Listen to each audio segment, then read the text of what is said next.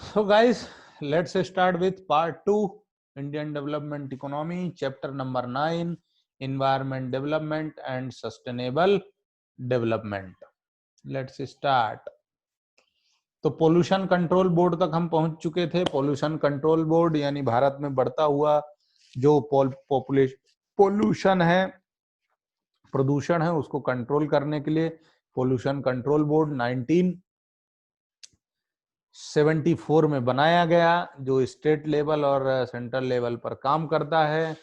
अब इसके फंक्शंस क्या हैं हम ये देखते हैं। तो मेन फंक्शन इसका क्या है, information related water, air and land pollution से रिलेटेड इसको जानकारियां इकट्ठा करना है।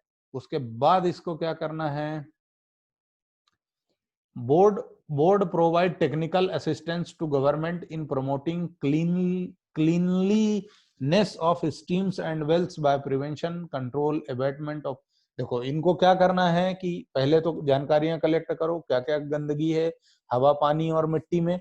उसके बाद उसको दूर करने के लिए ये टेक्निकल असिस्टेंस देते हैं गवर्नमेंट को कि कैसे प्रिवेंट किया जा सकता है, कंट्रोल किया जा सकता है ये जो पोल्यूशन फैल रहा है कंट्री में। अवेयरनेस प्रोग्राम्स कैसे फैलाना है, गाइडलाइंस कैसे बनानी है, ये सारी चीजें, जो ड्रेनेज सीवरेज सिस्टम है उसको कैसे ट्रीटमेंट करना है उसका, ये सारी चीजें इनका फंक्शन है। उसके बाद ये बोर्ड ये भी देखता है कि investigation and research related to problems of water and air pollution work for their prevention and control. हवा पानी पर भी जो समस्या है उसको कंट्रोल करने के लिए भी असिस्टेंस देता है। उसके बाद various measures adopted by the ministry of environment, बहुत सारे, तो क्या है वो ये समझते हैं। Concern for future generation, sustainable development की बात आई तो अब कॉन्सेप्ट ऑफ सस्टेनेबल डेवलपमेंट, तो the concept of sustainable development came into prominence with the report of the World Commission Environment, World Commission Environment 1987 में उसने सस्टेनेबल डेवलपमेंट के लिए कोशिश की। और the concern for future generation, भविष्य में जो जन्म लेने वाले ह्यूमन बीइंग हैं उनके लिए, लिविंग नॉन लिविंग चीजें हैं, जो प्रॉस्पेरिटी है उसको रिसोर्सेस नहीं मिलेगा, डिग्रेड होता जा रहा है रिसोर्स, इन्वायरमेंट गंदा होता जा रहा है जो इकोनॉमी पर भी असर डालता है, हेल्थ वेल्थ पे। तो उसको दूर करने के लिए मेन फोकस ये था कि भविष्य में जो आने वाली जनता है उसको परेशानी ना हो और जो करंट सिनेरियो है उसमें सुधार किया जा सके। इसके लिए सस्टेनेबल डेवलपमेंट एक प्रोग्राम स्टार्ट किया गया। अब इसका मीनिंग क्या है, तो the development which will allow all future generations to have a potential average quality of life that is at least as high as that which is being enjoyed by the current generation is known as sustainable development। मतलब ये है कि development which allow all future generation to have a potential average quality of life, यानी एक average quality of life आने वाली generation को जो मिलना चाहिए,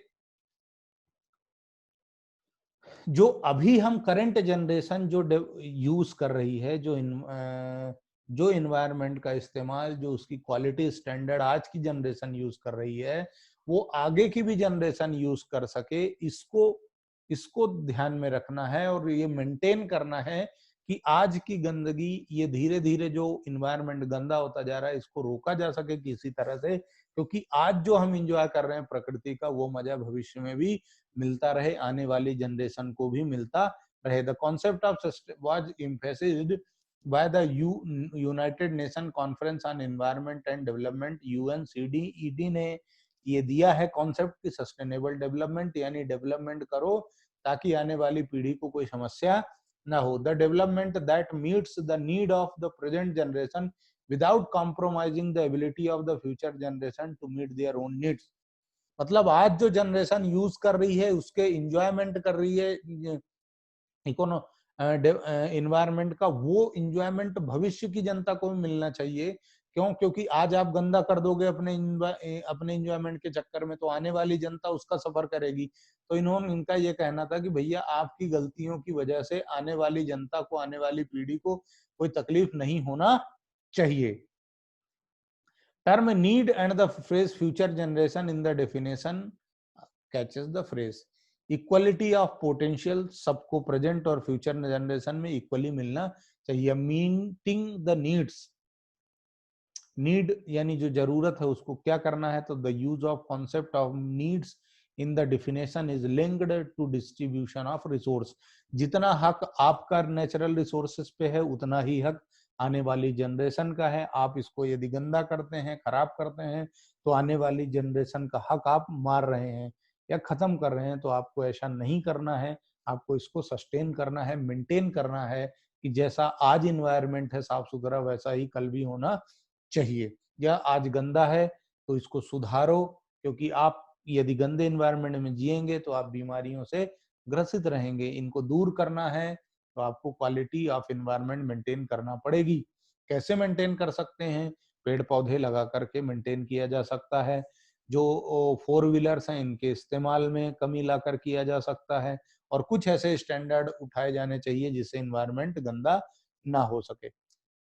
समझते हैं। The semi report our common future that give the above definition explained sustainable development as meeting the basic needs of all and extending to all the opportunity to satisfy their aspirations for a better life. Better life के लिए प्रतिबद्ध हैं ये लोग, promised हैं कि हमें development करना है एनवायरनमेंट का, उसकी जो खराबी है उसको सुधारना है। Meeting the needs of all people requires, जो रिसोर्सेस हैं उसका रिडिस्ट्रीब्यूशन होना चाहिए और वो सबके लिए मिलना चाहिए। सबको समान हक है प्रकृति में जिसने भी जन्म लिया है। Edward Barbier defined sustainable development as one which is directly concerned with the increase the material standard of living of the poor at the gross root level. This can be quantitatively measured in terms of increased income, real income, educational service, health care, sustain, water supplies, etc. Sanitation water से मतलब इनका ये कहना है कि इन्होंने ये बोला कि गरीब आदमी का भी लिविंग स्टैंडर्ड इन्वायरमेंटली अच्छा होना चाहिए, बेटर होना चाहिए।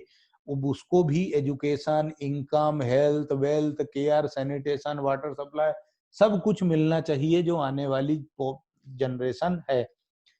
In more specific terms, sustainable development aims at increasing the absolute poverty of the poor by providing lasting the, इनका ये कहना है कि मिनिमम जो रिसोर्स है, एनवायरनमेंट है, वो उसको भी मिलना चाहिए उसका यूज, क्योंकि ये धीरे धीरे डिग्रेड होता जा रहा है। एनवायरनमेंट भी, कल्चरल डिसरप्शन आ रहा है, सोशल इनेबिलिटी आ रही है।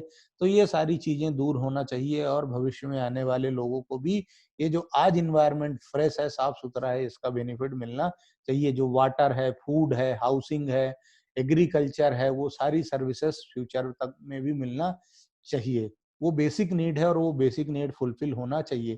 फिर concept of protecting the future generation का मतलब ये है, ब्रुंडलैंड कमीशन इन ने जोर दिया इस पे। अच्छा, ये आप याद रखना, क्यों? क्योंकि ये चीजें हो सकता है आपके ऑब्जेक्टिव में आ जाएं। ठीक है बच्चों? तो the environmentalists emphasis that we have a moral obligation to hand over the planet earth in good order to, हमारी ये मोरल इन्वायरमेंटल जिम्मेदारी है कि हम अच्छा इन्वायरमेंट आने वाले समय के जो लोग हैं उनको भी दें। क्योंकि प्रकृति ने यदि हमें आज जल्दी भेज दिया तो इसका मतलब ये नहीं है कि हम आने वाली जनरेशन का हक मार देंगे और उसको बेटर इन्वायरमेंट नहीं देंगे। आज हम अच्छे इन्वायरमेंट का मजा ले लें और कल आने वाली जनरेशन को गंदा इन्वायरमेंट दे दें, ऐसा नहीं होना चाहिए। जो इस धरती पर जन्म लेने वाले हर इंसान का ये राइट है, चाहे वो आज जन्म ले या पहले जन्म ले चुका है या भविष्य में जन्म लेगा, उसको अच्छा एनवायरनमेंट मिलना चाहिए। कम से कम कुछ आने वाली नेक्स्ट जनरेशन को क्वालिटी ऑफ लाइफ मिलना चाहिए। तो जो कंजर्वेशन है, नेचुरल रिसोर्सेस का यूज है, उसका प्रिजर्वेशन होना चाहिए, उसको सिस्टमेटिक मैनर में यूज करना चाहिए, जो कैपेसिटी है सिस्टम की, इन्वायरमेंट की, वो बनाए रखना चाहिए। What need to be done, क्या करना है? तो according to Herman Daly, a leading environmental economist, to achieve sustainable following needs to be done. क्या क्या आपको करना है? तो पहला, लिमिटिंग द पॉपुलेशन, सबसे पहला जनसंख्या को कंट्रोल करो। जनसंख्या को कंट्रोल करो, टेक्नोलॉजी प्रोग्रेस करो। तो पहले तो आए अपन general limiting the population, limiting the human population to a level within the carrying capacity of the environment. The carrying capacity of the environment is like a plimsoll line of the ship, which is its load limit mark. यानी कि जो जनसंख्या है वो load limit mark तक होना चाहिए। जितना अर्थ धरती अफोर्ड कर सकती है पॉपुलेशन, उतना ही होना चाहिए। उस पॉपुलेशन को कंट्रोल करो। In the absence of pill small line or control line for the economy, human scale grows beyond the carrying capacity. यदि ये मेंटेन नहीं करोगे तो बियॉन्ड इसके चले जाएगा, जो हमें क्या देगा? इन्वायरमेंट को तकलीफ देगा। फिर technological progress should be input efficient and not input consuming. Input efficient होना चाहिए, इनपुट कंज्यूमिंग नहीं होना चाहिए। आपकी जो टेक्नोलॉजी है वो इन्वायरमेंट को गंदा करने वाली ना हो, बल्कि ऐसी हो कि वो इन्वायरमेंट को साफ सुथरा रख सके, मेंटेन कर सके।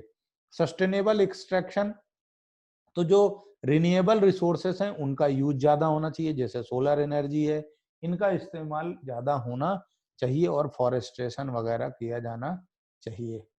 सस्टेनेब substitutes of non renewable energy, non renewable जो एनर्जी है उसके सब्स्टिट्यूट ढूंढने जाने चाहिए, ये ताकि वो खत्म ना हो पूरी तरह से। करेक्शन इन इनएफिशिएंटीज, यदि कोई इनएफिशिएंसी है पॉपुलेशन में, पोल्यूशन पॉपुलेशन में, तो उसको हमें दूर करना चाहिए ताकि वो सरवाइव कर सके अच्छे से। स्ट्रेटजीज क्या हैं? तो use of non conventional source of energy, non conventional sources हैं उनका dependence on thermal and hydro power.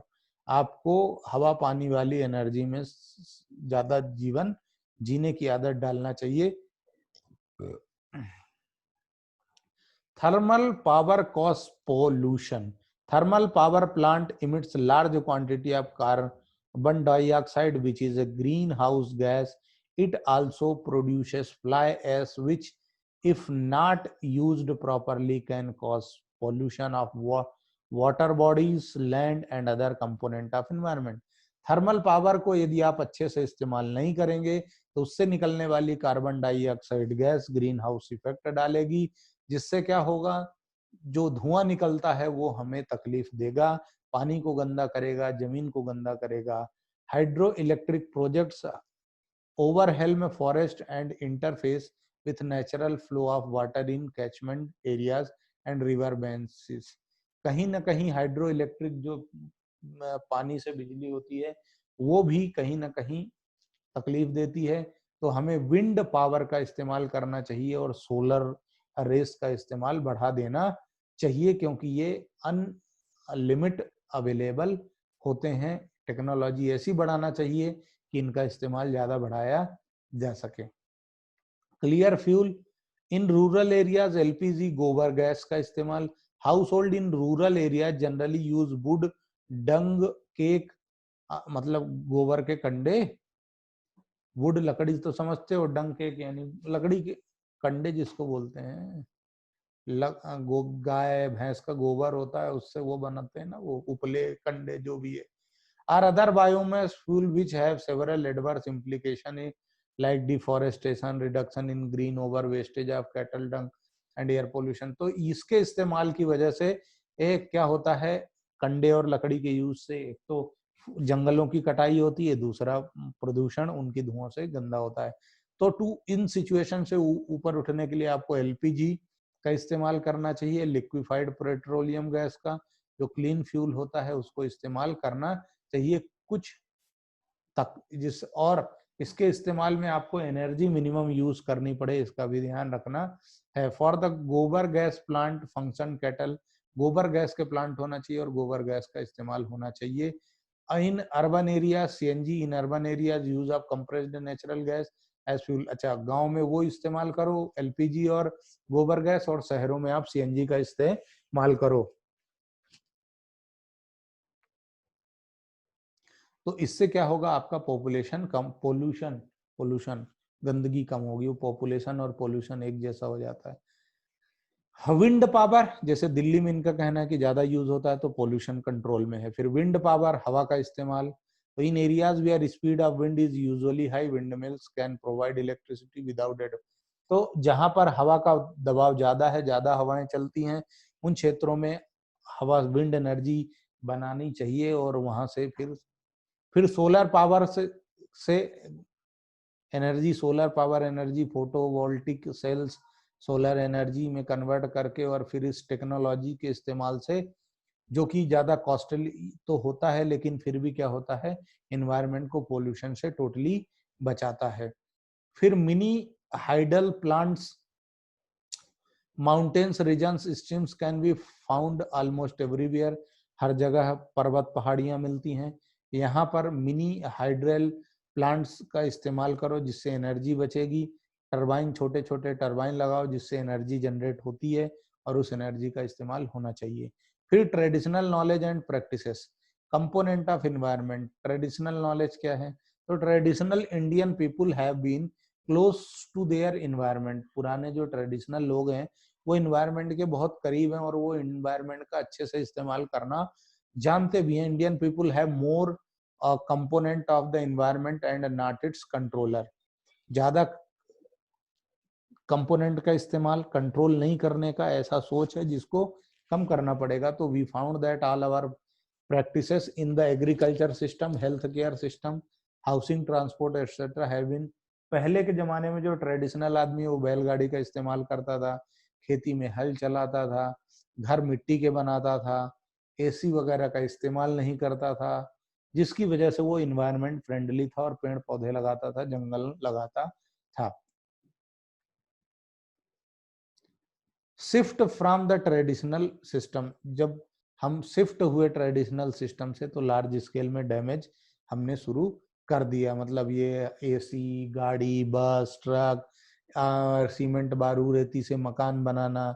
तो हमें यदि हेल्दी रहना है तो टाइम टू गो बैक, हमें वापस उन ट्रेडिशनल चीजों का इस्तेमाल करना पड़ेगा, इन चीजों को बंद करना पड़ेगा। अभी ये कुछ डाटा है जो आप खुद देख सकते हैं। ताइबेन फोक सिस्टम, ये लाइक दैट इन्होंने लिखा है। अब बायो